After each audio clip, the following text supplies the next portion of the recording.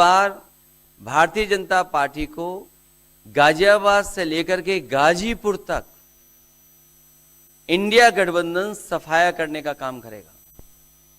आज किसान दुखी है। तमाम जो वादे किए थे, भारतीय जनता पार्टी की हर बात झूठी निकली, उनके वादे झूठे। न किसान की आय दोगुनी हुई, न नौजवान को नौकरी रोजगार मिला, और जो सपने दिखाए थे, नैतिकता का बुलबुला था, वो भी टूट गया। इलेक्टोरल बॉन्ड ने इनका बैंड बजा दिया। भारतीय जनता पार्टी सभी भ्रष्टाचारियों का गोदाम बन गई। न केवल भ्रष्टाचारियों को ले रहे हैं, बल्कि भ्रष्टाचारियों ने जो कमाया है उसको भी अपने साथ रख रहे हैं। जहां उत्तर प्रदेश देश का सबसे बड़ा प्रदेश है, डबल इंजन की सरकार में जो दावा करते रहे डबल इंजन, उनकी होर्डिंग देखिए आप कि अब डबल वहां पर नहीं दिखाई देते हैं, अकेले दिखाई दे रहे हैं। इनके प्रत्याशी होर्डिंग से गायब हैं। पेपर लीक के कारण और उसके मां बाप को अगर हम जोड़ लें तो ऐसे 60 लाख नौजवान हैं। 60 लाख नौजवानों का भविष्य अंधकार में डाल दिया। और अगर 60 लाख का गुणा करें हम 3 से, 1 करोड़ 80 लाख, और 1 करोड़ 80 लाख को अगर हम डिवाइड कर दें 80 लोकसभाओं से, तो भारतीय जनता पार्टी का 2,25,000 वोट हर लोकसभा में कम हुआ है। इसलिए एक भी वोट बट ना पाए। जहां हमें मतदान करना है, वहीं मतदान के दिन हमें सावधान भी रहना है। अगर हम सावधान रह करके मतदान करेंगे और अपने बूथ की चौकीदारी करेंगे तो भारतीय जनता पार्टी का सफाया होगा। आने वाले चुनाव में ये देश का चुनाव है। देश की जनता बदलाव चाहती है और बदलाव की हवा पश्चिम से, उत्तर प्रदेश से चल रही है। और मुझे पूरा उम्मीद है आने वाले समय में इंडिया गठबंधन और नई सरकार देश में दिखाई देगी। शुक्रिया अखिलेश जी। राहुल जी।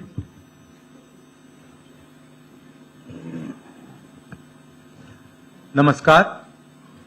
रामनवमी की आप सबको, देश को बहुत बहुत शुभकामनाएं। ये चुनाव विचारधारा का चुनाव है। एक तरफ आरएसएस और बीजेपी जो संविधान है, लोकतांत्रिक सिस्टम है, उसको खत्म करने की कोशिश कर रही है, और दूसरी तरफ इंडिया गठबंधन, कांग्रेस पार्टी संविधान को, लोकतंत्र को डिफेंड करने की कोशिश कर रही है, उसकी रक्षा कर रही है। चुनाव में 2-3 बड़े मुद्दे हैं। सबसे बड़ा बेरोजगारी, दूसरे नंबर पर महंगाई, भागीदारी। मगर बीजेपी 24 घंटा डिस्ट्रैक्शन करने में लगी रहती है। कभी प्रधानमंत्री समुद्र के नीचे चले जाते हैं, कभी आसमान में सी प्लेन पे चले जाते हैं, मगर जो मुद्दे हैं उनके बारे में ना प्रधानमंत्री ना बीजेपी बात करती है। कुछ दिन पहले प्रधानमंत्री ने एएनआई को बहुत लंबा इंटरव्यू दिया। स्क्रिप्टेड था, मगर फ्लॉप शो था। प्रधानमंत्री जी ने उसमें इलेक्टोरल बॉन्ड्स समझाने की कोशिश की। प्रधानमंत्री जी कहते हैं कि इलेक्टोरल बॉन्ड्स का सिस्टम ट्रांसपेरेंसी के लिए लाया गया, राजनीति को साफ करने के लिए लाया गया। अगर यह सच है तो उस सिस्टम को सुप्रीम कोर्ट ने रद्द क्यों किया। और दूसरी बात, अगर आप ट्रांसपेरेंसी लाना चाहते थे तो जिन लोगों ने आपको पैसा दिया, बीजेपी को पैसा दिया, हजारों करोड़ रुपए दिए, उनका नाम आपने क्यों छुपाया था। और जिन तारीखों पे उन्होंने आपको पैसा दिया उसको आपने क्यों छुपाया था। पता लगता है हजारों करोड़ रुपए का कॉन्ट्रैक्ट किसी कंपनी को मिलता है, उसके एकदम बाद वो कंपनी बीजेपी को पैसा देती है। सीबीआई की इंक्वायरी होती है, ईडी की इंक्वायरी होती है, किसी कंपनी पर शुरू होती है, उसके 10-15 दिन बाद कंपनी करोड़ों रुपए बीजेपी को देती है और फिर सीबीआई की इंक्वायरी, ईडी की इंक्वायरी बंद हो जाती है। सड़क पे इसको एक्सटॉर्शन कहते हैं, एक्सटॉर्शन कहते हैं सड़क पे। तो ये जो है इलेक्टोरल बॉन्ड्स का जो स्कीम है, ये दुनिया का सबसे बड़ा एक्सटॉर्शन का स्कीम है। हिंदुस्तान के सारे बिजनेसमैन इस बात को समझते हैं, जानते हैं, और प्रधानमंत्री जितनी भी सफाई देना चाहें कोई फर्क नहीं पड़ने वाला है, क्योंकि पूरा देश जानता है कि प्रधानमंत्री भ्रष्टाचार के चैंपियन है। धन्यवाद। शुक्रिया राहुल जी। अच्छा, एक और बात, आपने जयराम जी आपने कहा कि जो भी आपको क्वेश्चंस पूछने हैं आप पूछेंगे और ये ओपन एंडेड प्रेस कॉन्फ्रेंस है। बट इसमें एक और बात, मुझे पहले ही 2-3 बीजेपी वाले क्वेश्चंस पता लग जाते हैं, तो वो तो गारंटी पूछे जाएंगे, तो उनके लिए मैं तैयार हूं। आजकल गारंटी का जमाना है राहुल जी। पहला सवाल महिकार सिंह जी, हिंदुस्तान हिंदी डेली से। माइक दीजिएगा।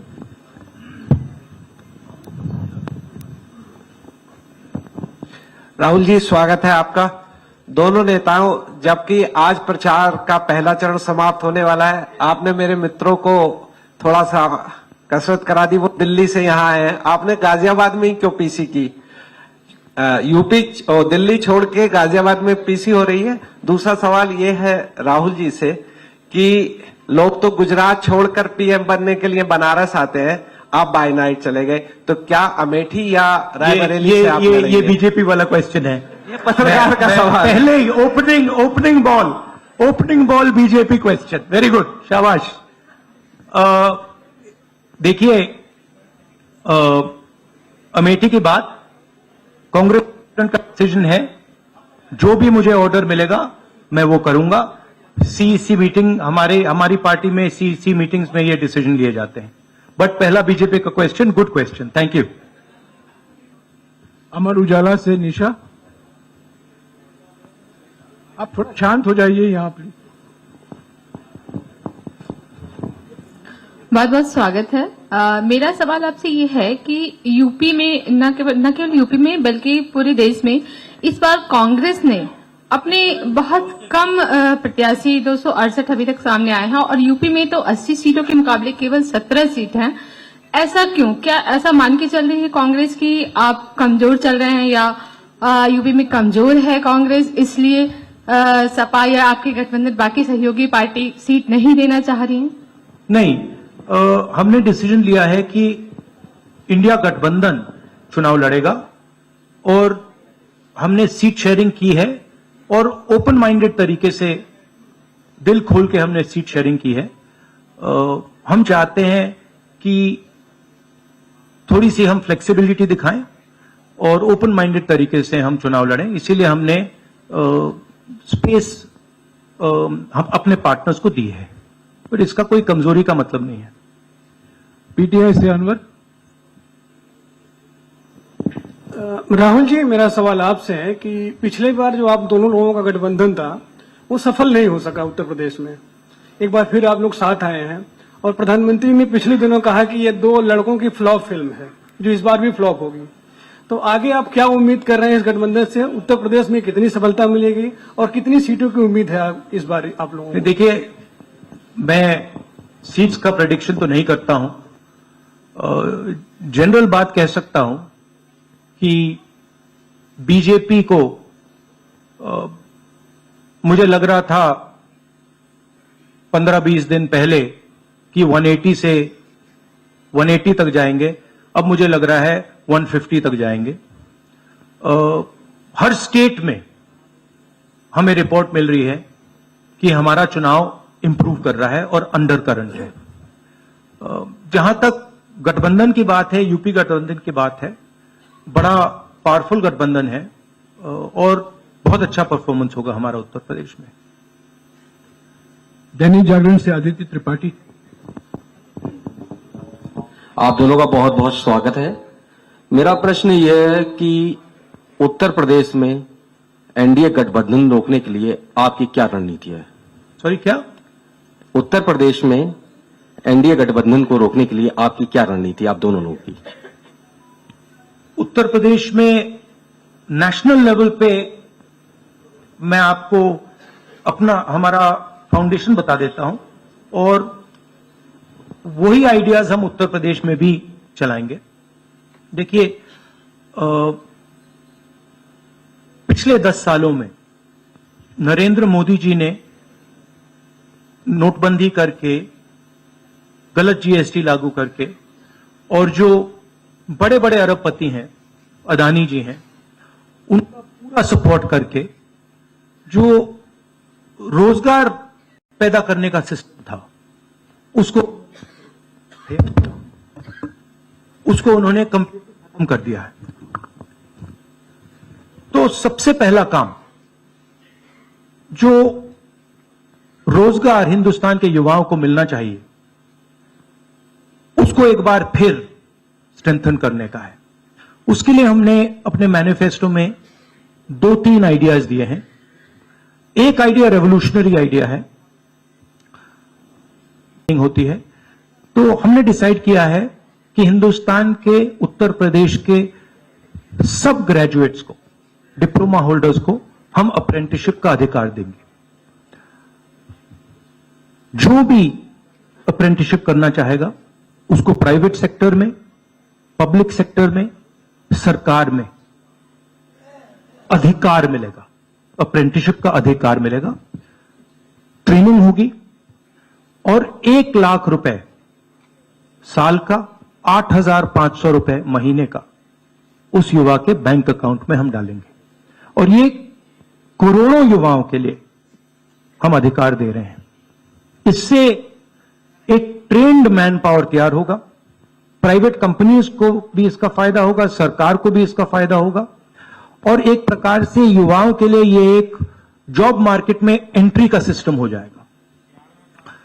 दूसरी चीज, 30 लाख सरकारी रोजगार हैं जो नरेंद्र मोदी भर नहीं रहे हैं, वो वैकेंसीज हम युवाओं को देने जा रहे हैं। पेपर लीक की बात हुई है, उसके लिए हम कानून बनाएंगे, उसको हम खत्म कर देंगे। तो ये बात हुई युवाओं की।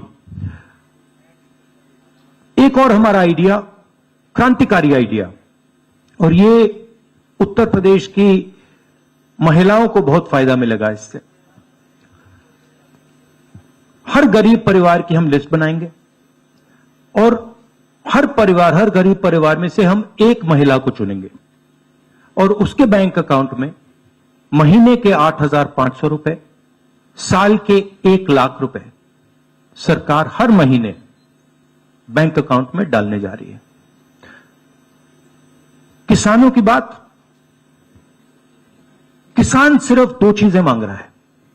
नरेंद्र मोदी से 10 साल मांगा, हमें सही दाम दिलवा दीजिए, और जैसे आपने 16 लाख करोड़ रुपए, मतलब 24 साल का मनरेगा आपने अदानी जैसे लोगों का माफ किया, वैसा ही आप हमारा भी माफ कर दीजिए। और नरेंद्र मोदी मना करते हैं, उन पर फायरिंग करवा देते हैं, उनको डरा देते हैं। तो हमने लीगल एमएसपी का निर्णय ले लिया है। हिंदुस्तान में पहली बार लीगली गारंटीड एमएसपी होगी और हम उनका, किसानों का कर्जा माफ करने जा रहे हैं। यही मेन मुद्दे हैं चुनाव में। बीजेपी का मैनिफेस्टो देखेंगे तो उसमें आपको उसका जो फाउंडेशन है, 2 चीजें हैं।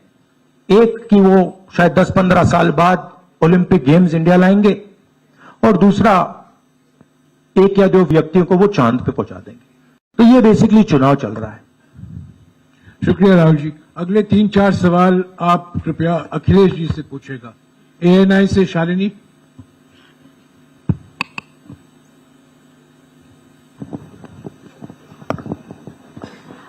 पहला सवाल राहुल जी से है। अखिलेश जी से पूछेगा प्लीज। उन्होंने कृपया लगा दिया, इसलिए अब हमसे पूछिए। दोनों से पूछूंगी सर। पहला सवाल राहुल जी से है, जैसे कि पीएम ने कहा है कि मैं देश बचा रहा हूं, लेकिन इंडिया अलायंस जो है वो परिवार बचा रहा है, इस पर क्या कहेंगे सर? और जो दूसरा सवाल सेकंड बीजेपी क्वेश्चन। सर, दूसरा जो सवाल है मेरा वो ये है, जादूगर कहा है उन्होंने राहुल जी को, और उन्होंने कहा एएनआई को जब इंटरव्यू दिया उसमें बोला कि ऐसा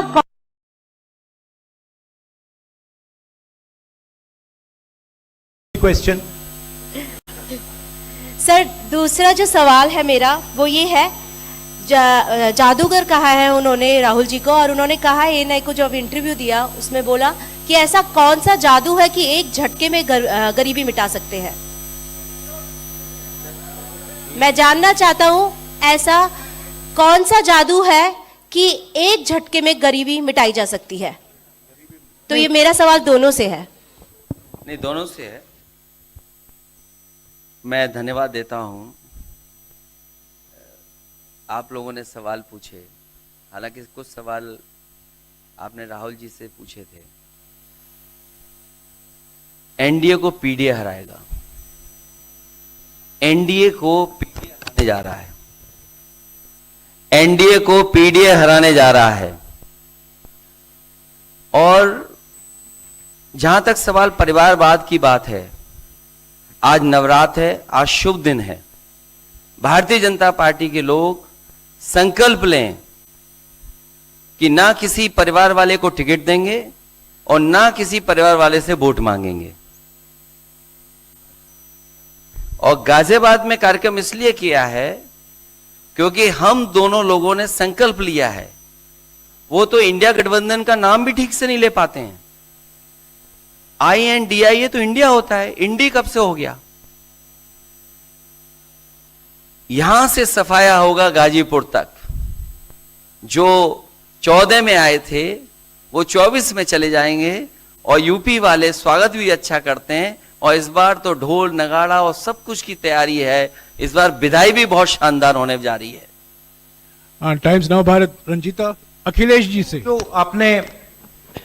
आपने जो गरीबी को एक झटके में मिटाने की बात की, देखिए ये कोई नहीं कह रहा है कि गरीबी को एक झटके में मिटाया जाएगा।